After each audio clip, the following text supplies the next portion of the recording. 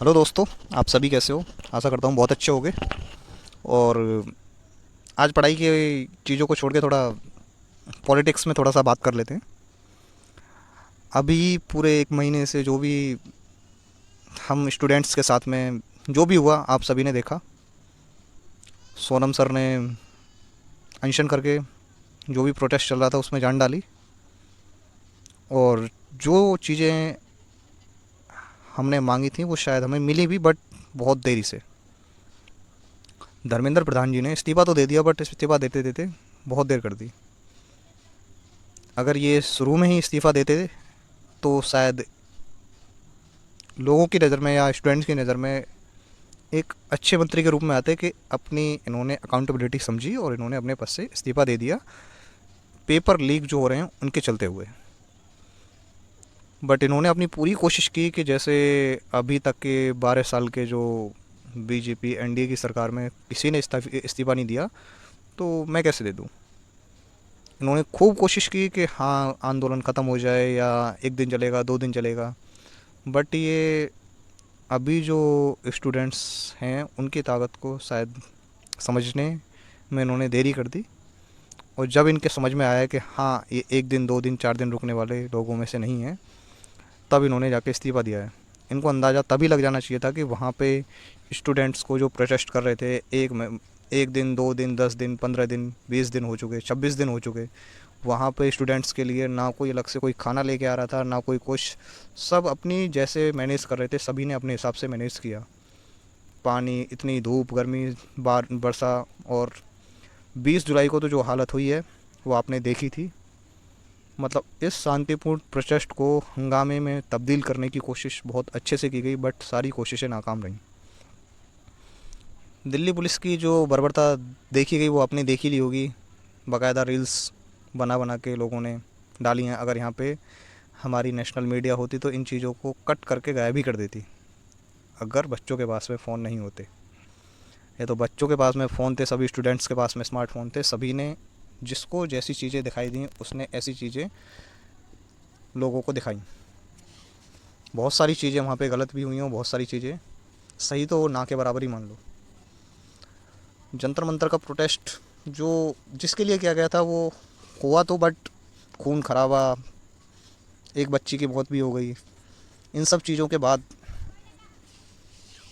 इस्तीफ़ा दिया, और इस्तीफ़े में भी इन्होंने कहीं पर अकाउंटेबिलिटी तो शो की ही नहीं है। अपना मतलब अपनी गलती तो मानी ही नहीं है मंत्री जी ने। थोड़ा इस्तीफे को पढ़ के सुनाता हूँ, आपने शायद पढ़ ही लिया होगा, फिर भी मैं एक बार आपको बता देता हूँ। इन्होंने स्टार्टिंग में लिखा है कि 4 दशकों से अधिक समय से छात्रों और शिक्षकों के लिए समर्पित रहा हूँ, ठीक है, और सेवा भी करता रहा हूँ, ठीक है। अगर दूसरे पैराग्राफ में आते हैं तो जो युवाओं की आकांक्षाओं, भावनाओं और न्यायोचित अपेक्षाओं पर गहरा सम्मान करता हूँ, और भारत की युवा पीढ़ी के सपनों को साकार करना राजनीतिक एवं सामाजिक नैतिक संकल्प रहा है, ठीक है। प्रधानमंत्री जी के दूरदर्शी नेतृत्व में राष्ट्र की सेवा करने का मुझे जो अवसर प्राप्त हुआ है, मैं मंत्री जी के आभार का इन्होंने आभार प्रकट किया है। मोदी जी ने इन्हें एजुकेशन मिनिस्टर बनाया है। अब इन्होंने लिखा है जो नीट परीक्षा हुई थी उसके ऊपर सारी चीज़ें इन्होंने डाल दी हैं कि नीट परीक्षा हुई थी 3 मई को, परीक्षा में अनियमितता पाई गई, पेपर लीक हुआ, टाइम से पहले पेपर मार्केट में आ गया। इन्होंने बोला है कि संज्ञान लेते हुए सीबीआई। पहली बात तो क्वेश्चन ये है कि पेपर लीक हुआ क्यों। आपको संज्ञान लेने की तो ज़रूरत ही नहीं पड़ती अगर पेपर लीक नहीं होता तो। बट पेपर लीक हो गया, और पेपर लीक कोई मजाक बात नहीं है। पेपर लीक सबकी सोची समझी साजिश होती है।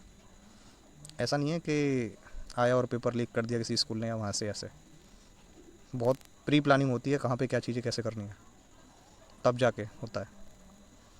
उसके बाद में इन्होंने बताया कि साथ ही अगले वर्ष को परीक्षा ना सौंपी जाए, इसलिए उन्होंने जल्दी ही पेपर करा दिया 21 जून को री एग्ज़ाम। ये बोल रहे हैं इन्होंने, मैंने ये बोल रहे हैं इस पर मैंने पहले दिन से ही जिम्मेदारी ले ली थी, परिस्थिति से मुंह नहीं मोड़ा है।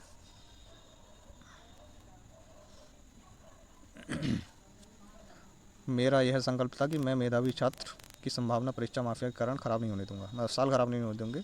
16 जुलाई को नीट यूजीसी का परिणाम संतोषजनक रहे, मैं 16 जुलाई को री एग्ज़ाम का परिणाम भी आ गया था।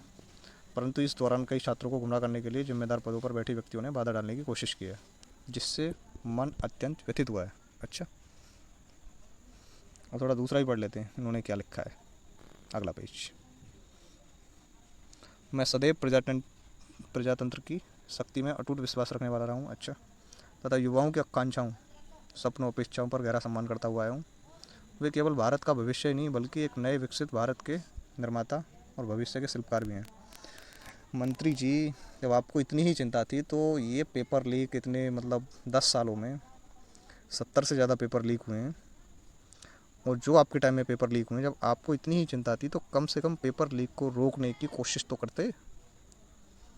पहले नीट का पेपर लीक हुआ, इससे पहले तब कुछ कमेटियाँ बनी, कुछ कानून बने, वो सब कानून रखे के रखे रह गए। दोबारा पेपर लीक होना, ये आपके ऊपर कलंक लगा दिया। जहाँ से भी पेपर लीक हुआ है, इस्तीफा कैसे देना पड़ा आपको, सारी चीज़ें आपके ऊपर आ गई और आपने तो कलंक अपने ऊपर लगवा लिया। आप इस्तीफा पहले ही दिन दे देते तो बच्चों की नज़र में बहुत अच्छे मंत्री बन जाते कि आपने अकाउंटेबिलिटी ली है। बट आपने खून खराबा, बच्चों पे लाठियाँ चार्ज करवा, क्रम झगड़म, सारी चीज़ें पता नहीं क्या क्या करवाया। उसके बाद में जाके जब दिखा है कि हाँ, ये प्रोटेस्ट दिल्ली के अंदर ना होके सारे राज्यों में धीरे धीरे धीरे धीरे बढ़ रहा है और देश की हालत बिगड़ने वाली है, लाइक इस नेपाल की तरह या बांग्लादेश की तरह, तब जाके आपने इस्तीफ़ा देने का विचार बनाया। अगर ये प्रोटेस्ट जंतर मंतर तक ही रहता या दिल्ली के अंदर तक ही रहता ना, तो आप इस्तीफ़ा कभी नहीं देते, ये भी बताया सबको। अब इन्होंने अगली लाइन में बोला है, पिछले 10 दिनों का घटनाक्रम देखकर मेरा प्रोटेस्ट पूरे 1 महीने से चल रहा है, घटनाक्रम 10 दिनों पहले का देखकर इनका मन दुखी हुआ, क्योंकि धीरे धीरे धीरे धीरे सोनम सर के लिए हर स्टेट में स्टूडेंट्स आवाज़ उठाने लगे थे। जंतर मंतर का प्रोटेस्ट तो था ही, बट हर स्टेट में धीरे धीरे चीज़ें बढ़ने लगी थी। हर स्टेट में, एमपी का देख लो, बिहार का देख लो, सब जगह। भारत युवा शक्ति ही इस देश की असली ताकत है। वो तो आपको समझ में आ गया होगा कि असली ताकत कौन है। देश की युवा शक्ति को भ्रम में, कुचक्र में फंसने नहीं देंगे, यही मेरा संकल्प है। कुचक्र में फंसाने की तो आपने बहुत कोशिश की, बट फंसे नहीं हम सारे स्टूडेंट्स। कुचक्र में फंसाने की तो पूरी पूरी प्लानिंग थी, बट हम निकल आए। जंतर मंतर पर देश की स्थिति जो बनी है, इस राष्ट्र विरोधी ताकतों का लाभ न उठाए, देश एकता बनी रहे, इस बात से मैं आपकी बिल्कुल एग्री करता हूँ। क्योंकि जो देश के हालात हो रहे थे उसमें कोई भी राष्ट्र विरोधी ताकत आराम से एक्सेस ले सकती थी, क्योंकि हालात ही इतने गंदे होने वाले थे कुछ दिन में। अगर आप एक हफ्ते और इस्तीफा नहीं देते तो शायद नेपाल जैसी कंडीशन कंफर्म बन जाती। फिर